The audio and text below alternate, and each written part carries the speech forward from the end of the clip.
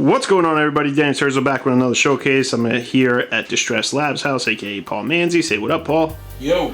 So we got over here actually a very unique piece and very colorful piece. It's an 8-bit Jason from the Friday the 13th video game from Nintendo, the original NES, correct?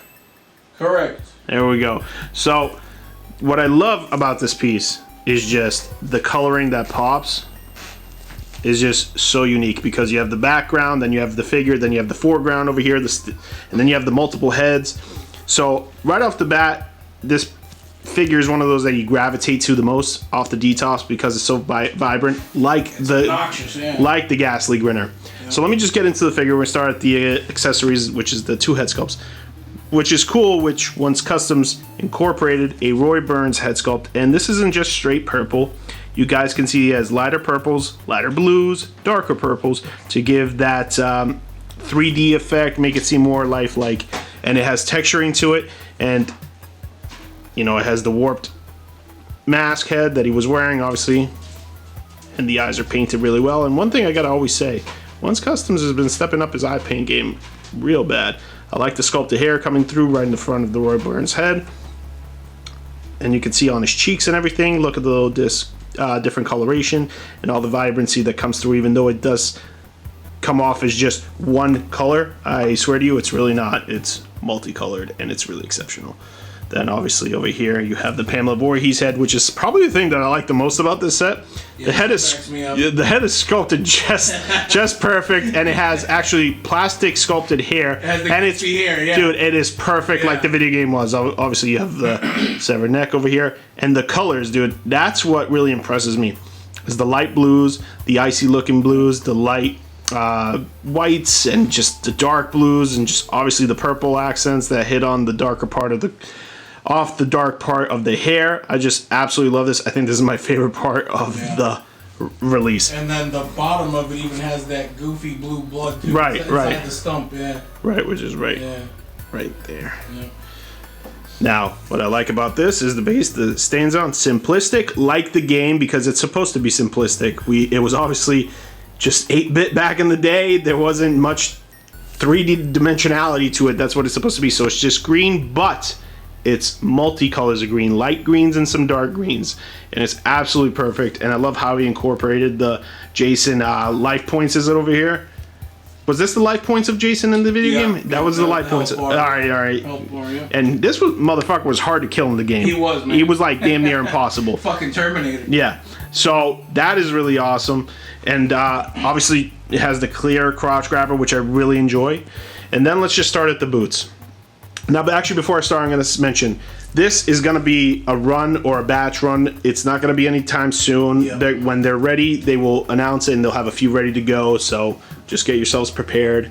And the cool thing about this is the dial will be exactly like this, but in more detail. And what I mean by that, it won't be a cardboard backdrop. It will be actually wooden dial and wooden planks. So it's going to be the back wall, which is going to be yellow. Then the white part will come out a little bit further. Then the black will be a lot deeper, and so on and so forth, going through every pylon of the back wall. And then you'll have the green foreground all in wood, just so it has that three-dimensional feel. It makes it feel really lifelike. Once Customs did this one, Paul's going to do one in a lot more detail and lifelikeness. But this still is an awesome accent to and then make it's also going to have a HUD that attaches on the front of the dio as well. Right. So, but this is an awesome accent piece that what makes this figure pop so much. It's the yellows, the whites, the greens, and the purples, and the blues. Also, on a side note, we might do two variations, because obviously the video game was like that. It had the coveralls, but then if you look at the next, and that's one thing. That's right. That's right. So. In the video game, it was supposed to be just straight coveralls, essentially. That's why he included the Roy Burns head, because Roy Burns is pretty much the only Jason that had the coveralls.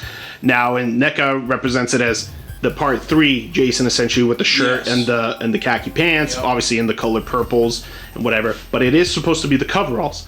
So, but they will offer your choice of preference, which I think is really cool. But nonetheless, let's get into the figure.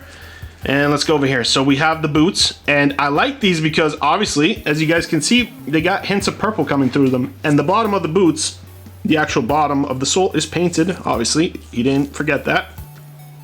Absolutely awesome. Now, one thing that really impresses me about this figure is the proportioning. I love how the pants overlay over the boots. I love the coloring, and I actually love the material and how it's proportioned everywhere. It's really, really well done.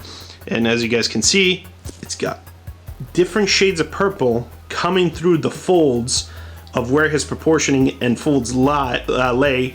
So in the darker and deeper parts, it's obviously a darker purple. So it accents every part of the figure really well. Then we have the metal and wood machete, which is supposed to be no blood on it, just that bland color because that's what it was in the video game.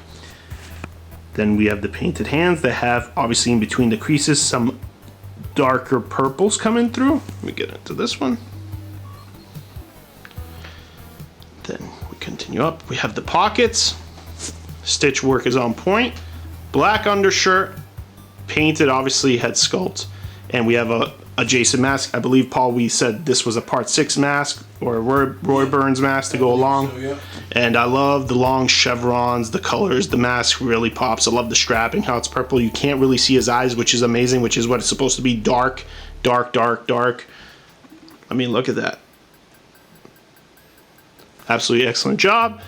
Then you can see from the side, look how the light hits it, and you guys can see the different accents and coloring, the texturing. Absolutely awesome. Let's take off the mask.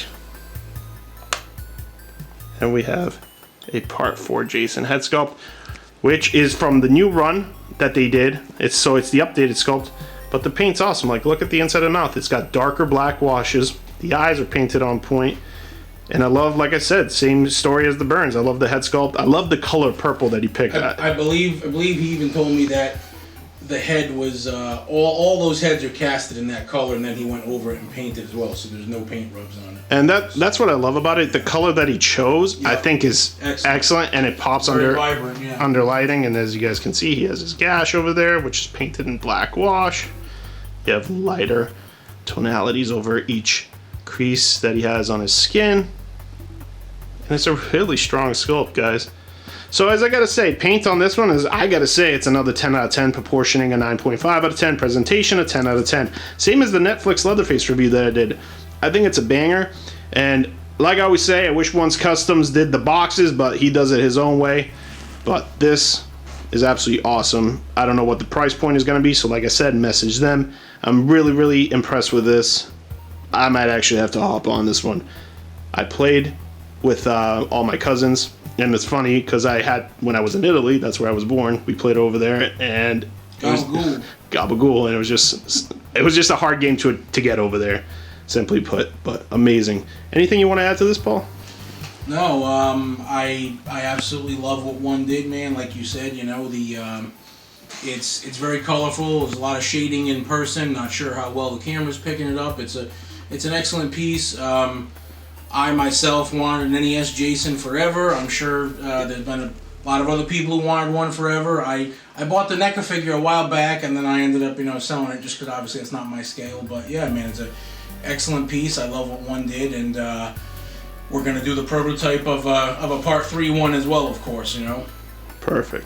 All right, guys. Until next time, stay sick, conquer your own collection. I've been your host, Daniel TERZO. Peace.